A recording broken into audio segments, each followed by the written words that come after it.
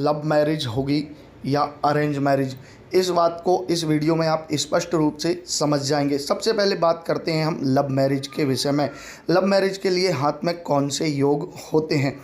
तो जैसा कि आप सब जानते हैं, जो सबसे छोटी उंगली होती है उस उंगली के पास जो रेखाएं होती हैं वह विवाह रेखा होती है। ये जो पर्वत है इसे बुद्ध पर्वत कहा जाता है और इसी बुद्ध पर्वत पर जो है विवाह रेखाएं देखने को मिलती हैं। जो आप सीधी और स्पष्ट जो रेखाएं होती हैं वह मैरिज लाइन कहलाती हैं, अर्थात विवाह रेखा कहलाती हैं। अब इन विवाह रेखाओं में अगर आपकी जो रेखा है वह सीधी और स्पष्ट है तो यह आपको लव मैरिज और अरेंज मैरिज के विषय में बताती है। लेकिन इसमें थोड़ा सा परिवर्तन होता है लव मैरिज और अरेंज मैरिज को समझने के लिए। अगर आपकी रेखा एकदम सीधी है, स्पष्ट है और आपका गुरु माउंट जो गुरु पर्वत है वह काफ़ी उभरा हुआ है, उठा हुआ है, तो ये जो चिन्ह हाथ में होते हैं यह अरेंज मैरिज को बताने वाले होते हैं कि भाई आपकी अरेंज मैरिज होगी, लव मैरिज का योग आपके हाथ में नहीं बन रहा है।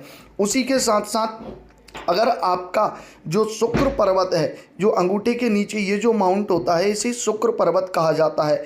अगर यह शुक्र पर्वत काफ़ी उठा हुआ है और इस शुक्र पर्वत से निकलकर कोई सीधी रेखा गुरु पर्वत की तरफ चली जाए तो इस स्थिति में आपका जो विवाह है वह सर्वसम्मति से अर्थात अरेंज मैरिज होगा।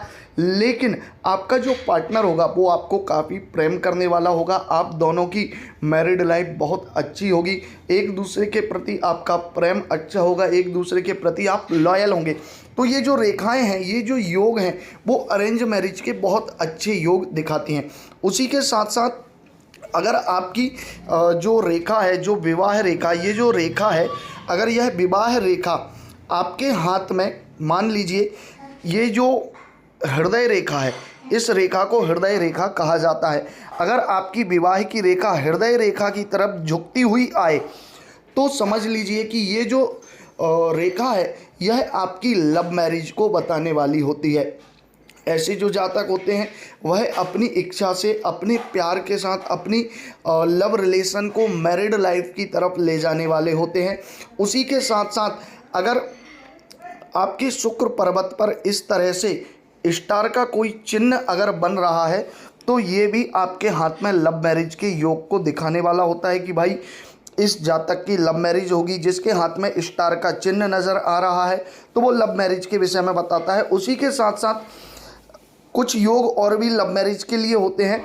ये जो होता है यह मंगल पर्वत होता है और इसी मंगल पर्वत से निकलने वाली जो रेखा होती है इसे लाइफ लाइन कहा जाता है और इसे माइंड लाइन अर्थात मस्तिष्क रेखा कहा जाता है। अगर इन दोनों रेखाओं के योग से शुक्र पर्वत से निकलने वाली कोई रेखा इस तरह से, कोई एक ट्रायंगल जो आपको हाथ में दिख रहा है इस तरह से अगर त्रिकोण का निर्माण कर देती है तो समझ लीजिए कि ऐसे जो व्यक्ति होते हैं वह अपनी जिद पर, अपनी मर्जी से शादी करने वाले होते हैं, अर्थात इसे लव मैरिज का योग ही कहा जाता है। और ऐसा व्यक्ति अपने जीवन में प्रेम विवाह ज़रूर कर लेता है। उसी के साथ साथ कुछ और भी योग आपके हाथ में देखने को मिलते हैं जो लव मैरिज के विषय में बताते हैं। उसके लिए सबसे ज़्यादा महत्वपूर्ण योग माना जाता है, अगर आपके हाथ में ये जो शुक्र पर्वत है, इस शुक्र पर्वत के ऊपर यदि इस जगह पर आपको यव का निशान देखने को मिले, अर्थात इस तरह का कोई भी निशान आपको देखने को मिले और ये निशान काफ़ी बड़ा हो, अर्थात पूरे अंगूठे को घेरने वाला ये निशान अगर है तो समझ लीजिए कि आपकी लव मैरिज होना 100% फिक्स है। कोई भी आपकी लव मैरिज को नहीं टाल सकता है। गुरु पर्वत पर भी लव मैरिज के लिए कुछ विशेष निशान पाए जाते हैं।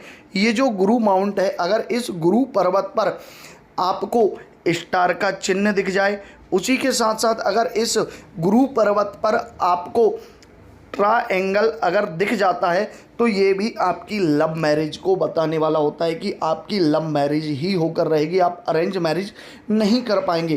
तो ये जो कुछ योग है मैंने आपको बता दिए हैं जो आपकी लव मैरिज और अरेंज मैरिज के विषय में बताते हैं। वीडियो अच्छा लगा है तो चैनल को सब्सक्राइब ज़रूर कर दीजिए, बेल आइकन को प्रेस कर दीजिए, क्योंकि आपको यहाँ पर ऐसा ही नॉलेज मिलता रहता है। जय महाकाल, हर हर